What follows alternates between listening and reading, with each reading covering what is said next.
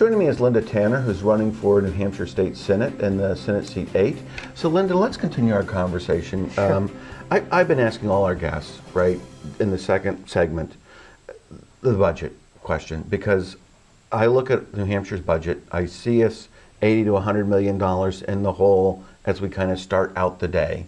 And I just want to get your sort of, the budget's not in front of you, haven't had the testimony, I get that, but just sort of your bias and your framework of how you think about our budget and the budget process.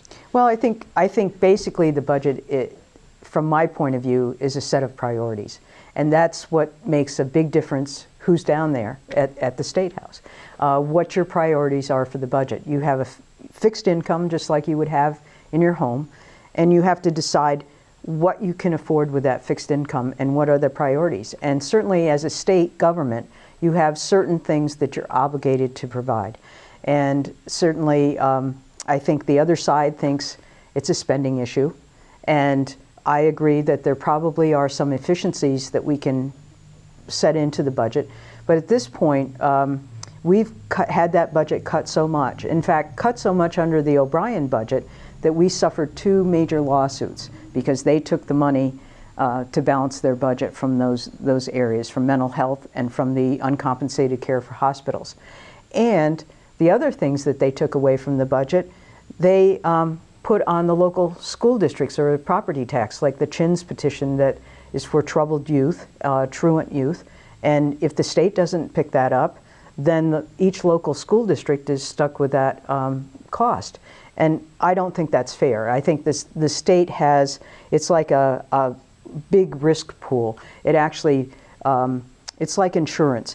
They have the ability to tax, they have the ability to get revenues from different sources, whether it's casino gambling or whatever, but it's spread out over the state versus a town like Newport or a town like Claremont that might have more problems than, for example, the Kearsarge Regional District, and so the local property taxes go up. So I think that's one of my biases, is to really protect the local property tax. It's regressive, and I think we don't want to downshift things from the state to the local property tax. I think we have to look at efficiencies. I think we have to peek around for every revenue source that we possibly can get.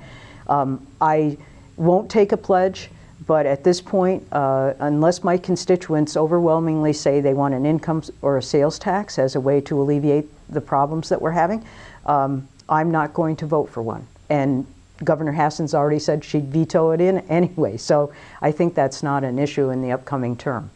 Let's peek around for a minute Sure. at the revenue. One of the things you mentioned is casino gambling. Mm-hmm. It's been argued as a revenue source.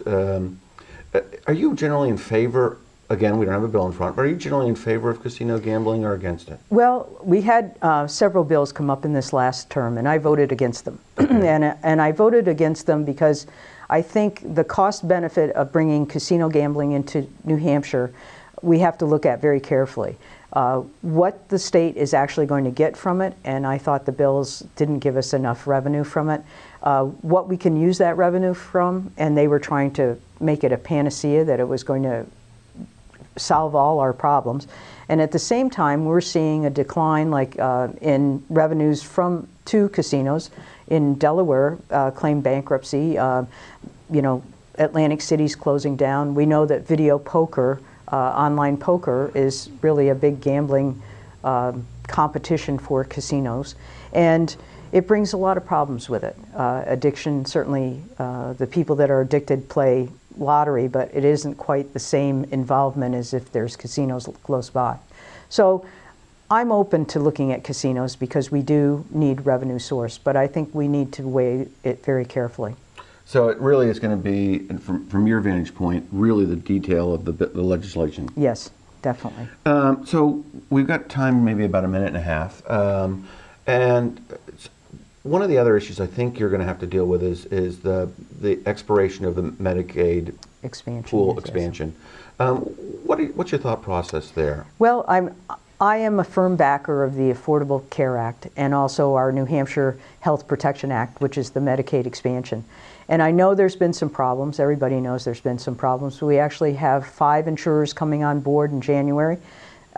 that will include all the hospitals, so I think that solves part of our issue. We certainly have provided health care to 20,000 people or more now on Medicaid, and close to 50,000 Granite Staters on the whole thing. I think that's really important. I've heard knocking on doors, I've heard some personal stories that are just unbelievable, how people lost their job due to an accident on the job, they were on workers' comp, couldn't afford the COBRA, lost their insurance, their wife got breast cancer, they had to sell their house. I mean, just terrible stories. And now they have affordable health care and their wife is covered even though she had cancer. I mean, that to me, is the success of the Affordable Care Act.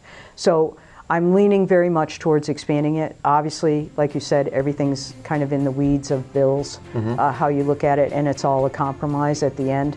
But I just can't see yanking the rug out from under 50,000 Granite State people that have insurance, mostly for the first time in their lives. Well, with that, we got to end.